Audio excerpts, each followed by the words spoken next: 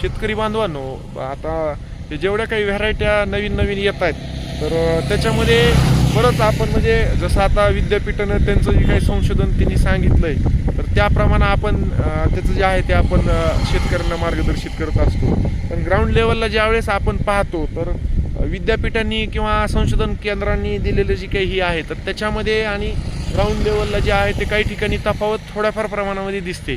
आता हा विषय मग लगेच म्हणजे संशोधन केंद्र चुकीचं सांगतात का, आता अजिबात नाही आहे. पण काही गोष्टी ज्या आहेत ते विद्यापीठांनी शिफारसीत पण केलेल्या असतात की जसं रासायनिक खत आपण वापरत असताना त्याच्यासोबत जे आहे ते शेणखत ही आपण 2 टन 2.5 टन जे ते टाकलंच पाहिजे. ही मात्र शिफारशी आपण विसरू, ह्या सुद्धा आपल्या काही चुका आहेत. पण आता इथं एक हा हे 15006चा फुले ऊस 15006चा प्लॉट आहे. मागच्या वर्षी आम्ही निरीक्षण घेतले, क्षेत्र कमी होतं, उत्कृष्ट वाढ वगैरे झाली होती. तर आता परत मग त्याच्यामुळे शेतकरी महोदयांनी तो वाढवला. तर आता वाढवला तर त्याच्या बाबतीत मात्र आता ह्या नवीन लागवडी बाबतीत मात्र त्यांचं जे आहे ते थोडीशी नाराजी आहे. तर ते काय नाराजी आहेत, कशामुळं त्यांना म्हणजे ह्याच्यामध्ये उत्पादनामध्ये घट येऊ शकते असं त्यांची जी काही निरीक्षण आहे तर ते थोडीशी आपण जाणून घेणार आहेत. आता हा जो काही प्लॉट आहे तर तो हा एक 28 नोव्हेंबरचा आहे आणि निरीक्षणं घेतले सरासरी जे आहे ते 4, 5, 6 फुटव्यापर्यंत जे आहे ते ह्याला फुटवे आहेत.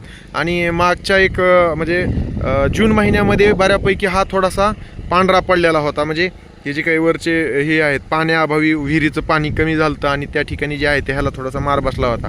दुसरा प्रश्न ह्याच्यामध्ये किंवा दुसरा विषय जे आहे तो कांड्यांची संख्या एकदम छोटी छोटी जे आहे ते त्या ठिकाणी राहिलेली आहे. फार काही असे काही कांडे जे आहेत ते त्या ठिकाणी असे लांब लांब पडलेले नाहीत.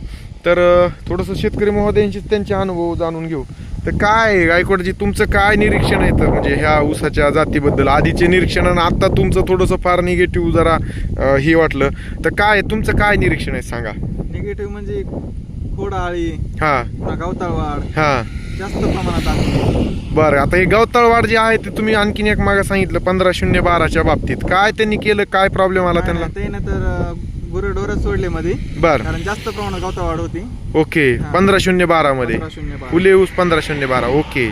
आणि आता ह्या व्हरायटी 15/006च्या बाबतीत तुमचं काय गेल्या वर्षी तुम्ही घेतलं उत्पादन चांगलं उत्कृष्ट म्हणजे पहिल्या वेळेस चांगलं येतं हे ऊस, हा. खोडव्याला थोडा सत्वित आहे. हा खोडव्याला काय प्रॉब्लेम आले तुम्हाला? गवताळ वाढ जास्त प्रमाणात येते खोडव्याला. ओके. खोडाळी बी जास्त प्रमाणात आहे. हा खोडकी कांडी कीड जे आहे ते सगळ्यात जास्त आहे. पोंगेमर हे तर आहेच, पण पांगशा जी काही फुटलेल्या आहे तुमच्या ह्या सुद्धा नवीन ऊसामध्ये सुद्धा. बरं मला सांगा तुम्ही आता हे करत असताना कांडी कीड होऊ नये म्हणून काही फर्टेरा किंवा क्लोरॅन्ट्रिप्रोल, CTPR किंवा कोराझोनची आळवणी फवारणी काही झाली का आपल्याकडे? फवारणी काय नाही, पण 2 वेळेस खात टाकलेला आहे. नाही खत टाकला, खतामध्ये काही टाकलं का कीटकनाशक? नाही टाकलं ना. तर शेतकरी बांधवांनो ही ॲग्रोनॉमिक प्रॅक्टिसेस जी काय आपण सारखं म्हणतो ना, व्हरायटी आपल्याला बदनाम करायची नाही आहे. काही लोकांचे खूप जबरदस्त ह्याच्याबद्दल जे आहे ते म्हणजे निरीक्षण आहेत.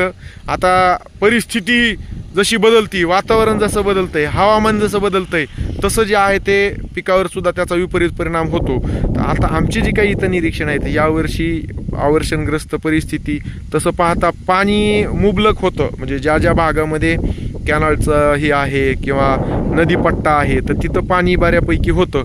पण जे गावं निव्वळच तुमच्या विहिरीवर किंवा बोरवेलवर अवलंबून आहेत त्यांच्या ठिकाणी मात्र थोडासा प्रॉब्लेम जो आहे तो शेवटच्या टप्प्यामध्ये पाऊस लेट पडल्यामुळं झालेला आहे. ह्याच्यामुळं काय झालं की सतत पिकाला 40-42 डिग्री सेल्सिअस तापमान, तो उन्हाचा ताण पडला, पीक बळी पडलं, पिकाची कार्यक्षमता जी आहे ते त्या ठिकाणी अन्नद्रव्य हे सगळं तयार करायची कमी झाली आणि मग पीक ह्या अजैविक ताणाला बळी पडल्यामुळं त्या ठिकाणी मग कांडी किडीचा जो ह्या 265 आणि ह्यांच्या सगळ्या ह्या व्हरायटीमध्ये जे आहे ते तो मेजर प्रॉब्लेम आहे की प्रचंड मोठ्या प्रमाणामध्ये कांडी किडी द्या आणि मग कांडी किडीला ते पीक बळी पडलं. कांडी किडीला एकदा बळी पडलं की वाकडे तिकडे जे आहे ते आता इथं खाली जर आपण गेलं असे वाकडे तिकडे त्याचे फोटो पण आम्ही शेअर करू.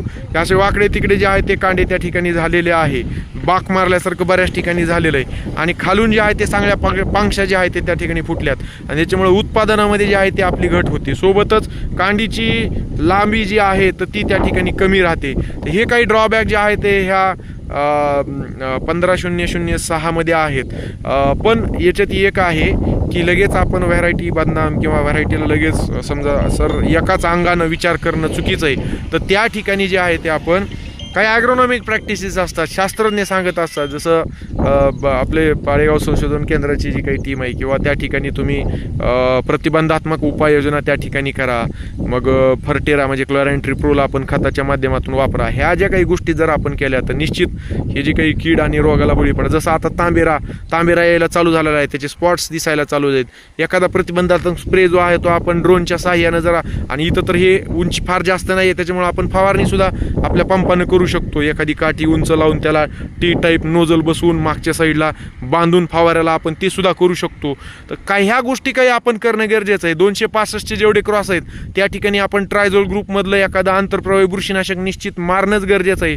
तरच मग तांबेरा आपण रोखू शकतो. आणि तांबेरा रोखला तरच त्या ठिकाणी फोटोसिंथेसिस प्रकाश संश्लेषणाची क्रिया व्यवस्थित होईल आणि आपलं पीक जे आहे ते पानं जे आहे ते अन्न चांगलं तयार करतील आणि ते त्या पिकाला जे आहे ते वाढीला फायदा होईल. तर ह्या सगळ्या गोष्टी आपण त्या ठिकाणी लक्षात घेणं गरजेचं आहे.